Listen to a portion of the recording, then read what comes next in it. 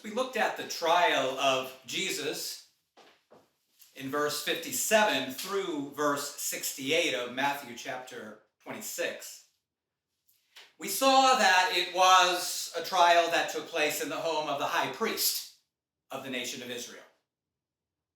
And that court was convened in the middle of the night. It was convened in secret. And all of these things, we found, were in violation of their own law. And we were amazed when we discovered the large number of violations of the law that had been committed against Jesus by those who claimed to be the keepers of the law of God in the nation of Israel. By those who claimed to be the guardians of justice and of truth. But the fact is that the trial of Jesus was an illegal trial. It was an unjust trial from start to finish. It was an immoral trial. It was unjust. It was designed to condemn Jesus to death before that trial even began. Because no one could produce any evidence at all to convict him of any crime. Yet the council voted unanimously to condemn him to death, just for speaking the truth. But in order to give the appearance of legality before the people, when morning had come, proia in Greek, when it was dawn, when it was first light, we're told in verse 1 of Matthew chapter 27, all of the chief priests, all of the elders of the people, all of the scribes, the whole council of the Sanhedrin, we're told in Mark chapter 15:1, all of them assembled together. They reconvened their session, but this time they met in the temple. This time they met not in secret, but in full view of the people. And we're told that they took counsel together against Jesus. They passed a resolution to put him to death.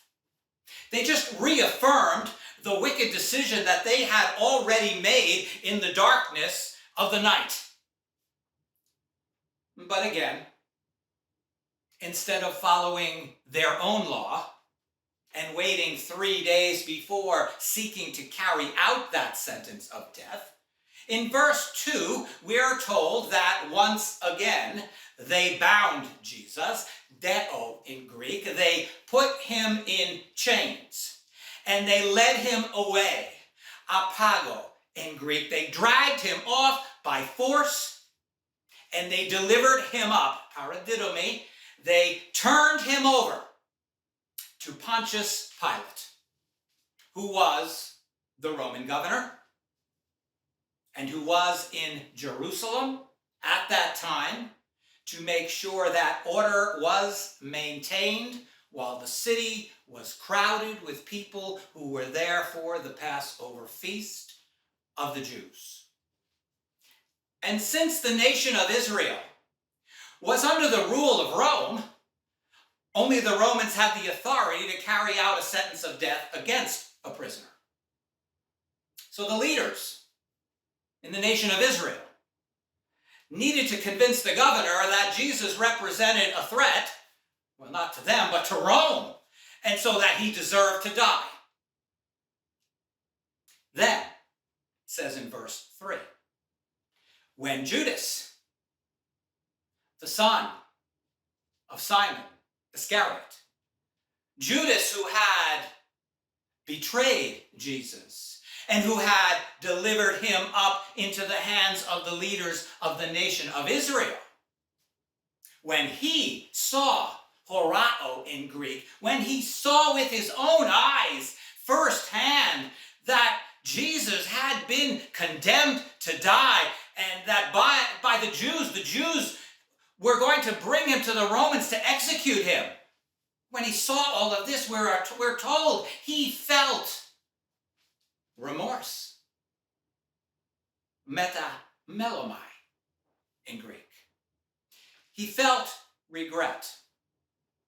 He felt sorrow. He felt bad for what he had done. What was happening here? The weight of his sin, the pain of his guilt began to press down upon him. And, sometimes feeling guilt, sometimes that can be a warning from God, can't it? Sometimes it can be a warning that is given to us through our conscience, a spiritual signal of danger, that we are in grave danger. And Judas knew. He knew he was under the judgment of God. As it says in Deuteronomy 7, verse 25, "Cursed is he who accepts a bribe to strike down an innocent man." Those words must have burned into the mind of Judas. But, this was not a godly sorrow that Judas was feeling.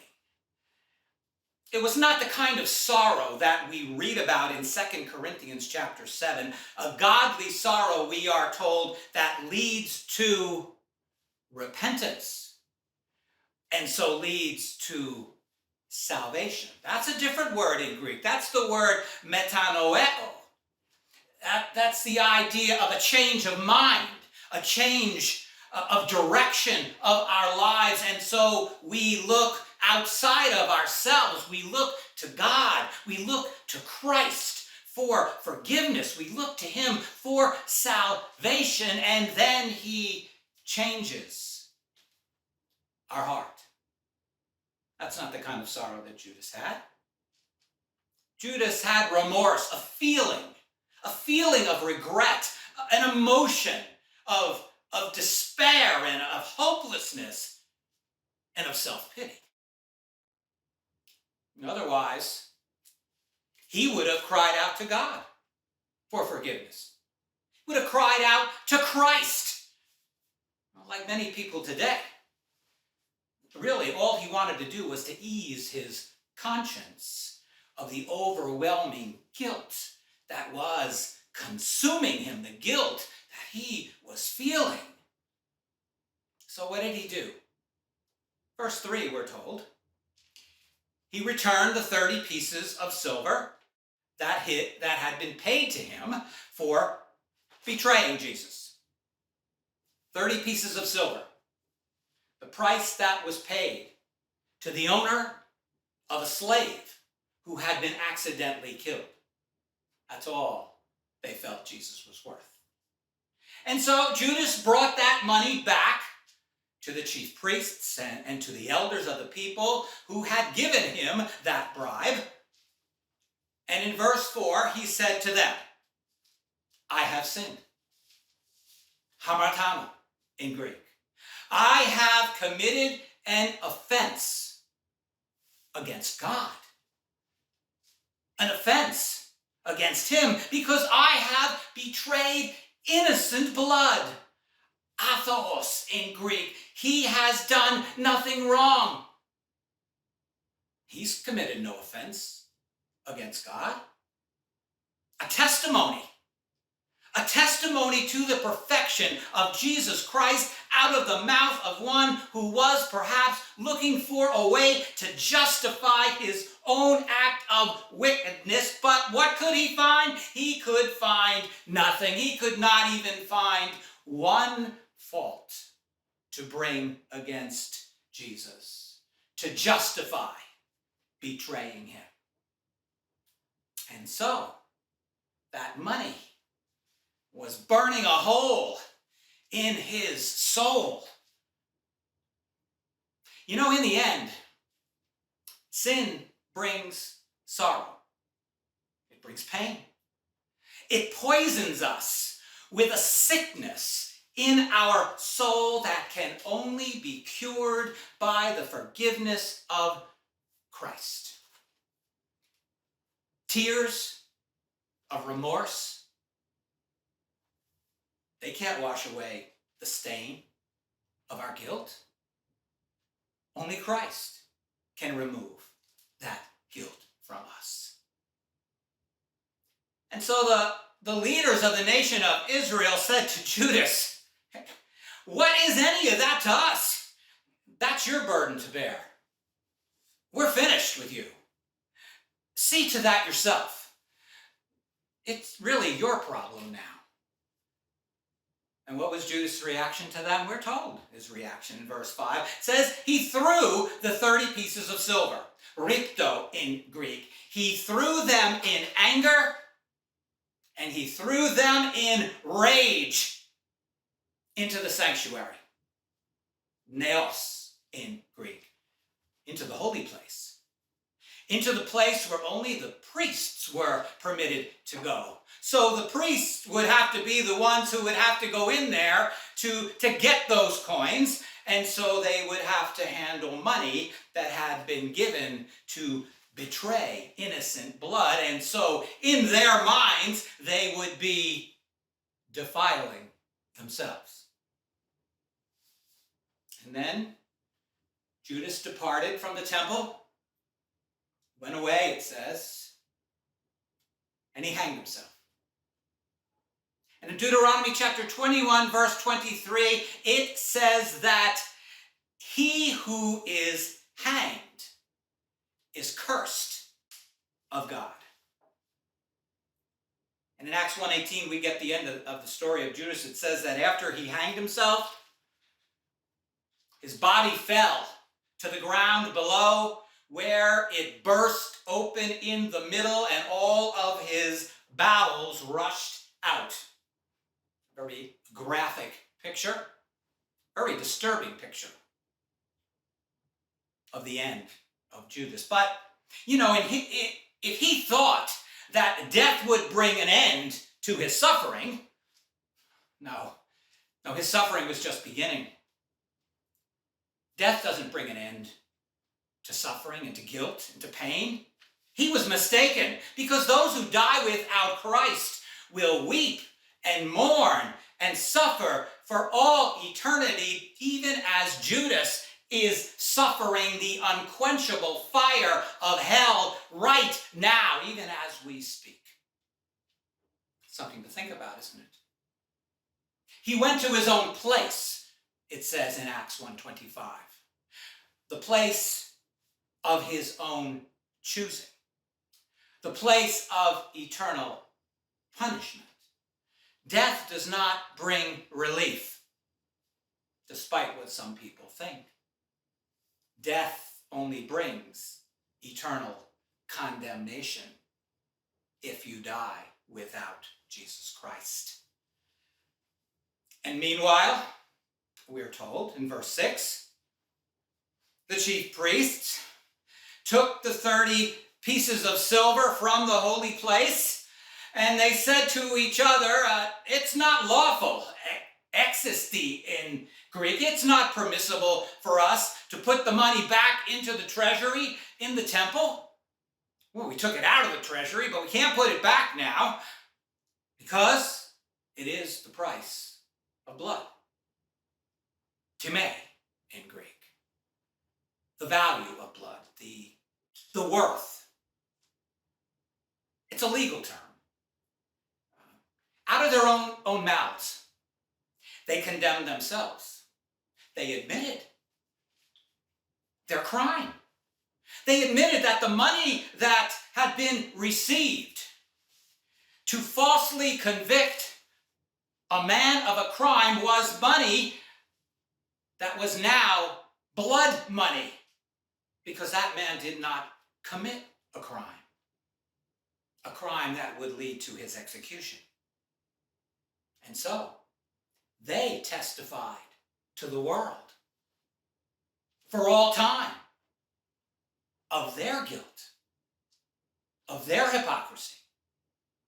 And so, we're told they counseled together, symbulion in Greek. They called a meeting to discuss what they should do with that money, and they decided that that money, they should buy the potter's field, a place where clay was collected in order to make pottery. And since that money was defiled anyway, they would use that field as a burial place for strangers. Xenos in Greek, for foreigners, for Gentiles, for anyone who was too poor to have a burial place for himself, for those who were defiled. And for this reason, it says in verse 8, that field has been called Akeldama in Aramaic by those who lived in Jerusalem, which means the field of the violence of blood. A place that was known to them, it says, even to this day, some 30 years after the death of Christ. Everyone in the city knew.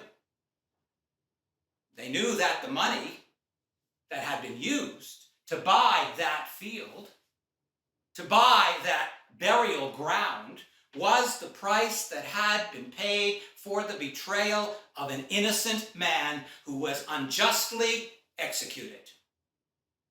A testimony by the people of Jerusalem to the innocence of Jesus Christ. Everyone knew that he was unjustly crucified. Then Matthew says in verse 9, that which was spoken of through Jeremiah the prophet, perhaps in Jeremiah chapter 32, certainly in Zechariah chapter 11, that which was spoken of through the prophets, scriptures that were fulfilled, Matthew says, a prophecy that was fulfilled through Jesus, where it says, they took the 30 pieces of silver, the price of the one whose price had been set by the sons of Israel, and they gave that money for the potter's field as the Lord directed me. The Lord directs all things. He directs everything in our lives. He directed this entire scene. All things, even the sin of Judas, worked together to fulfill the plan of God, the plan for our salvation through Christ Jesus, our Lord. Amen.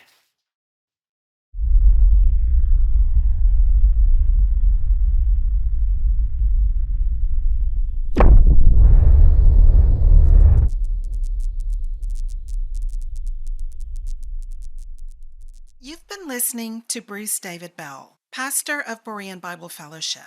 If the Lord has ministered to you through this message and you would like more information, then visit us on the web at bbfva.org.